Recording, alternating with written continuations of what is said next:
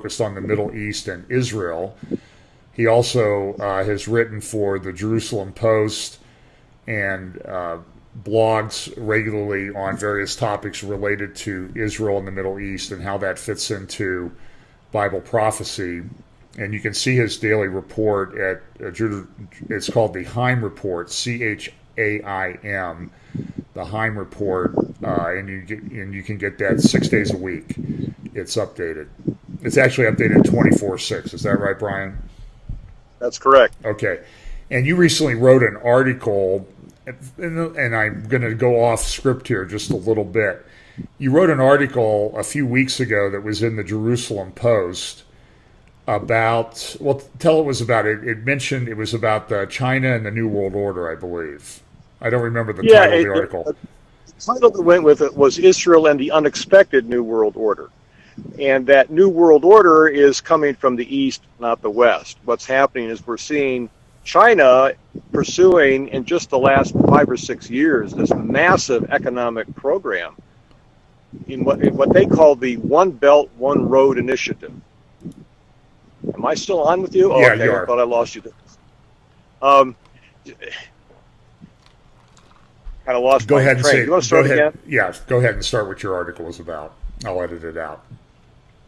Okay, so the article is called Israel and the Unexpected Third New World Order. And that unexpected New World Order is interesting because it's from the East, not the West. It's China and this massive economic initiative it's undertaking called One Belt, One Road. It wants to resurrect what was once called the Silk Road, the economic road for trading things from the East all the way to the West. So the land part of this belt goes right through Tehran. It goes into Syria, and from Syria it goes two ways. It goes one way to the Mediterranean Sea, a coastal port there, and the other way it goes is up through Turkey into Western Europe. The potential there is just immense for prosperity, and Israel is ideally positioned to participate in this. But it raises all kinds of interesting scenarios in terms of conflict, Iran being a partner in this initiative with both Russia and China. It explains why Iran is willing to partner with these so-called infidel states that are completely non-religious, because there's a lot of money at stake. And also, Iran is piggybacking on this, hoping to achieve its big ambition, which is a renewed Persian Empire that stretches across the Fertile Crescent all the way. They would like to see it go all the way to the Mediterranean, which means Syria. So their involvement in Syria is for these reasons. So this is the new unexpected world order. Russia and China in all of this, I don't think they want war. I think they want money. It's all about money, prosperity. Israel can participate in this, but in the middle of it all, in the mix, is Iran. And Iran, of course, is Israel's sworn enemy. And it's going to present a problem for Israel. I get the impression sometimes that Russia is, in some respects, sort of a reluctant partner with Iran in a lot of these things, in that Russia wants to extend its influence because it needs the economic things that it can get out of being involved in the Middle East. It wants to control its market to supply Europe with gas. Yes. That's essentially its main source of income. But they also have a Sunni problem in Moscow and Russia. Yeah. And so they have this alliance with Shia Iran, Persia, to kind of hold the Sunnis at bay. But I think that I suspect that, Putin is a very intelligent man, and I suspect that he's trying to play all of these people off against each other and sort of try to control Iran, that he doesn't really trust all that much, by being involved in Syria, putting a base there, getting the warm water port at Tartus, and the air bases near Latakia. I guess you have two air bases. So there's all this conjunction of these of these various world powers that are trying to do Yeah. this.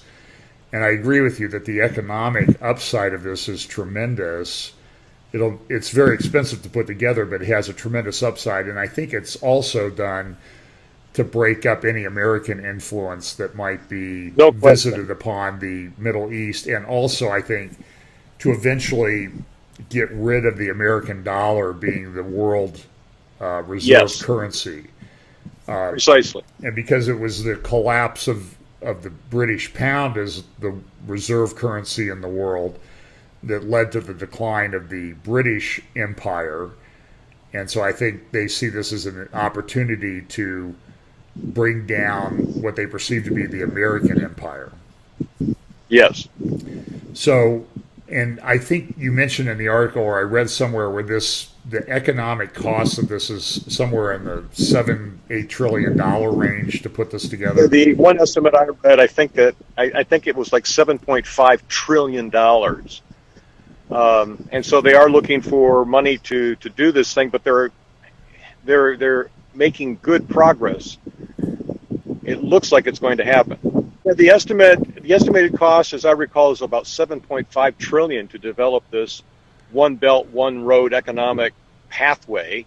One is by land and the other is by sea. It's a lot of money, and yet it looks like this is going to happen. Mm-hmm. So, any other things that you mentioned in that article in the Jerusalem Post?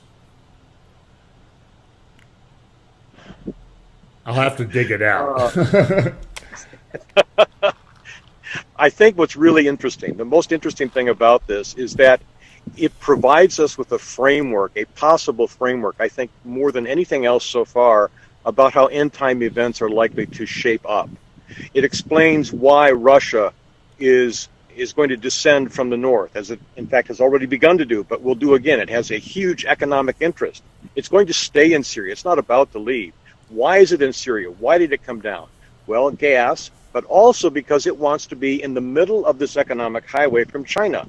Why is China participating in military drills with Iran, even sending their personnel into Syria? Why are they doing naval drills with both Iran and Russia? Why is Iran, an Islamic state, partnering with non-religious states? It's all about this economic thing. This is what brings it all together. It explains why, it gives a possible framework for why a peace treaty might be negotiated with Israel, yes? Correct. Because Russia and China certainly don't want war. Because war is not going to help them with to make money from this economic highway, this belt going through the Fertile Crescent. I think this is the framework to watch for end time events as they unfold. Well, we know that there are, when we talk about the Ezekiel 38 war, at least the majority view is that, Russia is involved in that, and Russia is a reluctant participant in that. There are hooks put in the jaws to bring this northern power down into this conflict. A lot of people just look at one particular aspect of that. It does say they come to take a spoil, and there's a lot of speculation as to what that might be. It might be oil or gas in the Golan Heights. It might be the gas fields that are off the coast of Israel coast in the Mediterranean. Oh yeah. So, yeah. But this just adds one more economic aspect. The Silk Road adds one more economic aspect as to why they might be brought down in. Yes. So I would highly recommend that everybody go and read Brian's article from a few weeks ago now, I think, in the Jerusalem Post. It was well done, and I think it's a very important article. Now, let's talk, while we're on that subject of the northern part of Israel, tell us from your perspective what's going on. I saw an article this week on Front Page Magazine called the Third Lebanon War. There were two prior Lebanon wars, the last one being in 2006. And as a precursor to this, I've played the clip of the Israeli Israeli Air Force head speaking at the Herzliya conference or Herzliya conference a few weeks ago, security conference, and his talk there was essentially what took us weeks to do in southern Lebanon in 2006, we will be able to accomplish in 48 to 60 hours now. And the implication was you're going to be stunned at what we're able to do. So we know that there's this situation with Hezbollah on the northern border. We also know that there was this recent finding that came out from published in one of the science journals in National Geographic and elsewhere that Canaanite bones that were found in Israel in archaeological excavations were analyzed for DNA, and then it was compared to people across modern Lebanon, and they found that there is a genetic connection between the Canaanites and the people in southern Lebanon, which is kind of interesting because I did a talk yesterday about this sort of eternal conflict between a group of people who I view as, at least, if not genetically, we don't know for sure, at least in spirit, the descendants of Esau against the descendants of Jacob, and how that conflict, at least in Ezekiel chapter 35, and 36 which I believe is a future prophecy that I think in part is unfolding in front of us, that in the end times there will be this conflict between the Jews, the descendants of Jacob, and the descendants of Esau. And again, whether it's genetic or spiritual, it's clearly playing out, and it plays out in the mountains of Israel. So my talk focused a little bit on some of the places that we went when we were in Israel a couple months ago. Hebron and Ai and Bethel and Shiloh and Shechem, and those places which are now, called the, quote, West Bank, historical Judea and Samaria, and how this is, it says that there will be a people that will occupy the mountains of Israel, and they'll be very proud and haughty about that. Now, whether they're in complete control, that they would be, it's implied in the scripture there, it certainly is clear that they believe they have control of this area of Israel, and there's tremendous conflict. And this is the biblical heartland of Israel, the Judean hills, I think, where you're at right now. In fact, while we're doing that, if you could sort of show people where you're at, and tell us what we see when you turn your camera. So this is the front view of my camera, and I'm actually in the hills of Judea, just south of Jerusalem. And you can see, this is one of the most beautiful places on my almost daily walk. You can see how the hills are terraced here. An archaeologist friend of mine has told me that the original terracing was done thousands of years ago. And they're not certain who originally did it. It could be Israelites, or it could be Canaanites that originally terraced it. What you see here is a watch cave, if you will. And then, I don't know if you can see it up behind the tree over there, but that's a watch tower that's in disrepair. These watch towers... Maybe if you could point your camera up just a little bit to get the watch tower. It's kind of hidden there. Okay. Where I'm standing now, it's behind a tree in front of me. Okay. You can see a doorway just at the bottom of it. And then this right here, where I have moved since I talked to you before we began filming, this is a watch cave. These watchtowers, watch caves, were places to temporarily live, especially during the harvest season, and keep an eye not only on your crops, but interestingly enough, to keep an eye on your neighbor's crops across the valley. It's easier actually to see what's happening to your neighbor's farm than to your own. And so watchtowers protected people on the other side, and people within their watchtowers protected farms on this side. And what they would do is they would see if thieves were coming along to steal harvest, especially like olive oil or olives, And then they would either set up a smoke alarm or maybe sound a shofar, some sort of a trumpet, and alert the landowners on the other side that there was a thief in their fields.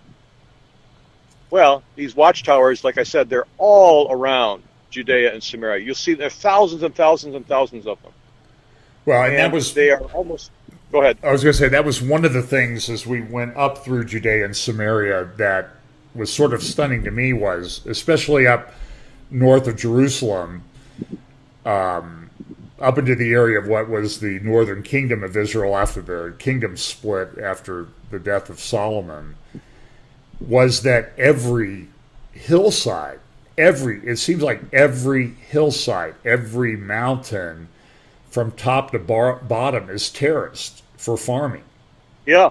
And I mean, this didn't happen overnight, and it certainly shows that there were lots of people there. And I know that in the Jewish settlements that are being sort of proliferating up in that area, up around Shiloh, there's a very large Jewish settlement. They're reinstituting the farming that took place up there. And you can always tell when it's a Jewish settlement because as you drive by, there's a vineyard, usually. Right. And that's an indication. Right. And then the red tile roofs also. But they're very agriculturally oriented, which is sort of the historical aspect of the Israel people, the Israelites, Jewish people, whatever you want to call them. So we were talking about the Silk Road and things going on in the north, and there was this front page magazine article that I read this week about the Third Lebanon War, and we've already talked about that a little bit. So I'll have to edit this out. So we've talked a little bit about the Third Lebanon War that may be coming and the security situation up on the northern border, but there's also some things going on over in the area of Quneitra and Dara and the Golan, sort of to the east and north of the Golan Heights. And what's going on up there right now? Well, the whole situation with a potential war with Hezbollah, which is a puppet of Iran, is part and parcel with what's going on in Syria. Just this last week, Russia moved troops within a few miles of Israel's northern border with Syria into the Syrian Golan, apparently there to make sure that rebels don't gain control.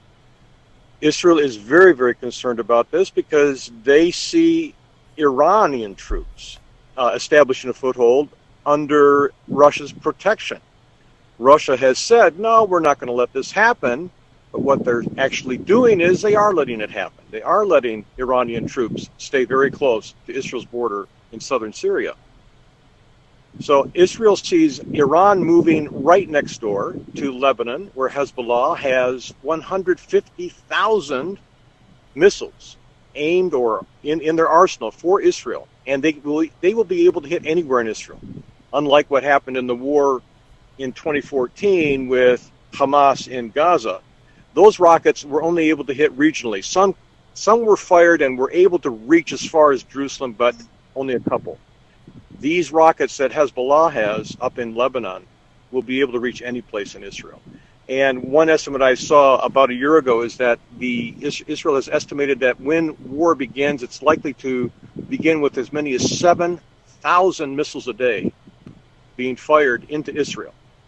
And yes, Israel has dramatically improved its ability to intercept missiles, but it's doubtful they can get them all. And I think this is also recognized here because Israel has a plan now to evacuate people from the north. And not just from the north. Like I said, these missiles can hit any place in Israel. They'll be aimed at Jerusalem. They'll be aimed at Tel Aviv. They'll be aimed at major population centers. Yeah, I mean, and it could affect the Ben Gurion Airport as well, the only international airport in Israel. That's a prime target. That's a prime target. Well, you know, and it's interesting too. There's a parallel, I think, to what Israel's response might be to this threat, that they will let it reach a certain level and then they will do now just like what they did in 1967, where they viewed the buildup of the Arab armies around Israel as an existential threat to the Jewish state, and they launched attacks in June of 1967. I don't think they're going to sit back and just say, well, this will happen, and we'll let it go. Well, they've already done a number of operations in Syria, attacking weapons depots where arms are being shipped by Iran into Syria and over into Lebanon. Iran now, for its part, about a week ago, a report came out, maybe 2 weeks ago, that Iran is building a missile manufacturing site in Lebanon.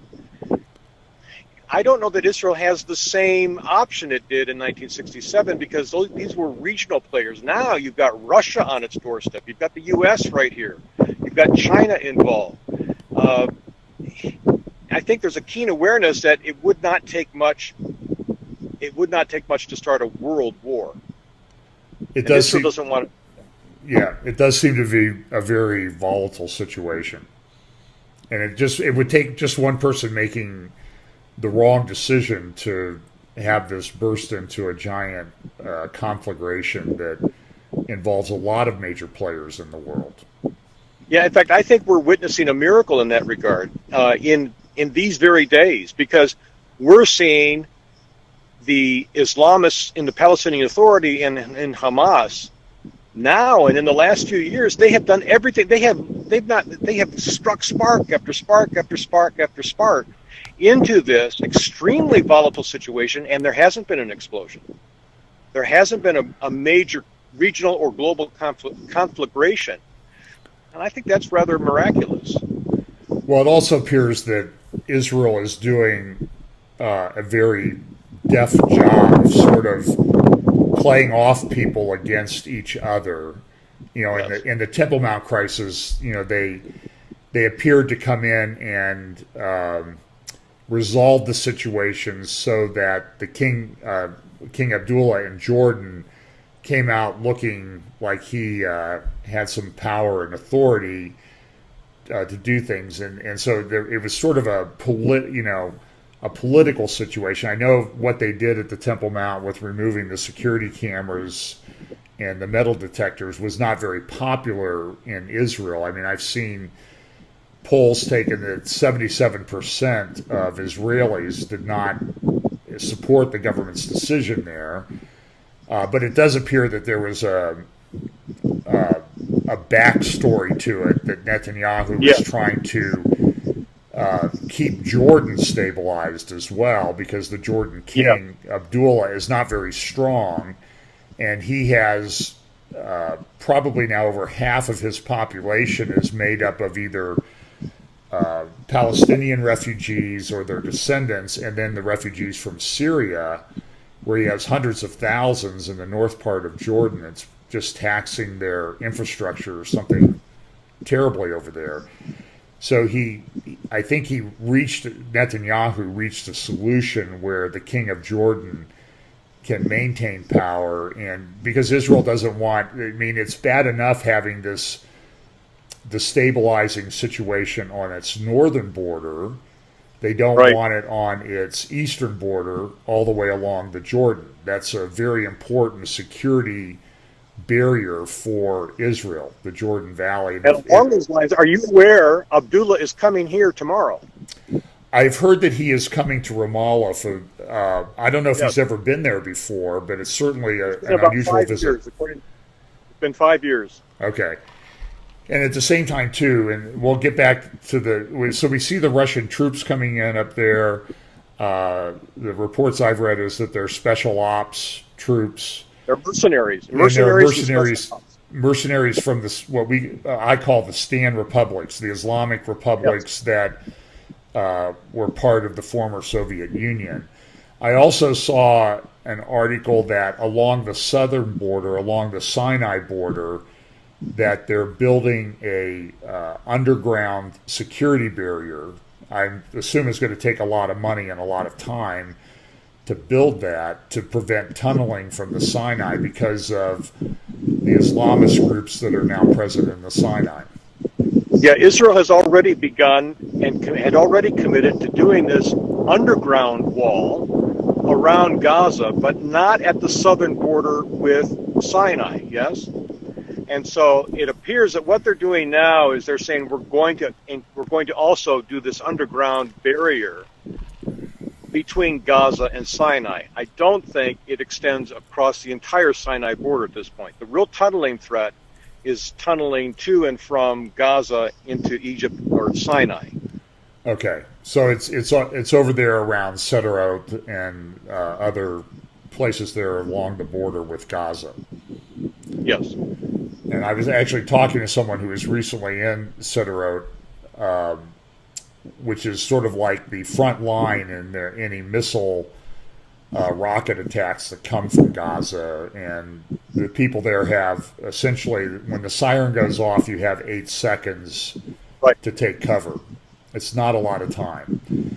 And if you take that experience and then transfer it up to the Lebanon border, and you have 7,000, the ability appears of Hezbollah to launch 7,000 rockets a day, or missiles and rockets, and the time that people have to take cover up there is a very short amount of time, and that's why they're talking about evacuating.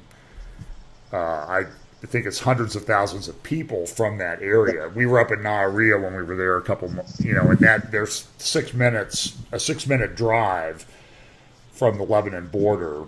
Well, you put a missile or a rocket, and they only have literally seconds. And I guess the hope then is that the rocket doesn't hit you because you don't really have time to take cover. So we have the Russians up there on the northern border. We have what's going on the southern border. We have everything going on Jordan and along the eastern border. And then we have the situation. Let's talk just briefly here before we end about the Temple Mount situation. It seems to have calmed down quite a bit. But just give us your perspective of what's going on up there. One of the most interesting things that continues to unfold from the Temple Mount crisis is the direct involvement of Tehran. Tehran reportedly funded the original terror cell that killed the Israeli policeman. They have been interacting with Hamas in Gaza. Hamas has sent a Temple Mount report to Tehran. Tehran, for its part, from Khamenei, the so-called supreme leader of Iran, and Rouhani, the president, and others, they are all camping on this situation that happened now, and it's in the past a week or two. Still, they're camping on it. They're doing everything they can to stoke the passion of Islamists in and around Israel.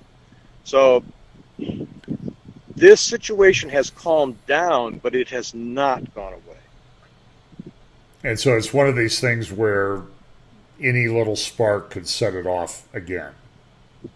Yes, and in fact, as I mentioned a few minutes ago, this is one situation right now where we see almost everybody attempting to spark an explosion.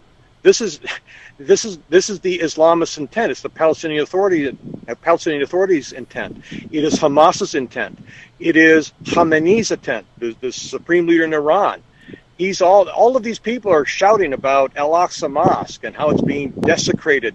And every single day I follow on Twitter an Al-Quds an account and also a Waqf account. And they are relentless in their tweets about any Israelis who come up onto the Temple Mount. They say Israelis are storming the Temple Mount. Well, there are always families with children and old rabbis, but they always characterize it as storming the Temple Mount, and they are punching this over and over and over again. They are attempting to ignite an explosion.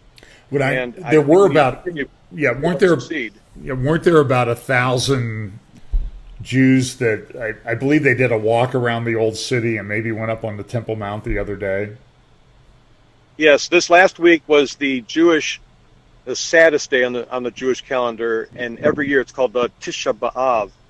Um, it it is the day on the Hebrew calendar when a number of tragedies occurred to Israel.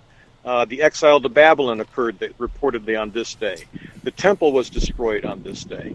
A number of other immense tragedies have taken place. So Israel always shuts down on Tish B'Av. It's not like a Shabbat, but they do fast on this day. And so on this day of grieving, there were a number of Israelis who felt it incumbent to go up on the Temple Mount legally and walk around. It's part of their mourning for the loss of the temple back in the year 70 of the Common Era.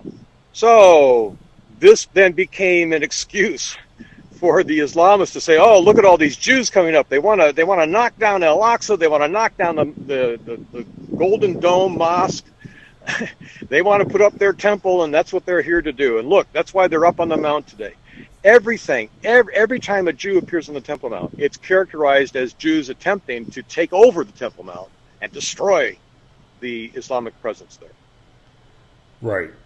Well, is there anything that you could tell us that we should be sort of on the watch out for that you think are coming up in the next, weeks or months? I know you're not a prophet, but I mean, do you think we're going to see more of the same, and maybe it burst into something bigger? It is so volatile, John. I hesitate to even try to pontificate. Anything could happen. The whole situation, as you talk about in your update every week, is so volatile. It's moving so quickly that we could see everything from the eruption of a war to a peace treaty with Israel. We don't know. We could see the Pope try to establish some sort of a religious United Nations thing. So many things are in play right now. It's hard to predict. I think we need to keep a close eye on things, and that close eye needs to include what Pope Francis is doing. Certainly. Well, look, Brian, thanks so much for talking with us today. Again, Brian has his website ministry is JerusalemJournal.net, and I think you can get the Heim Report headlines every day if you want to go directly at JerusalemJournal.net/headlines. And you can also sign up and get the Heim Report 6 days a week. You can also check out his Facebook page and keep track of, you do a great job of keeping the headlines, sort of the relevant ones, succinct. And I know some days you have a lot of things to post just because of everything that's going on. I mean, we could just go down through the list of the headlines from this morning and talk for a few hours. So, but I do appreciate you taking the time, and God bless you.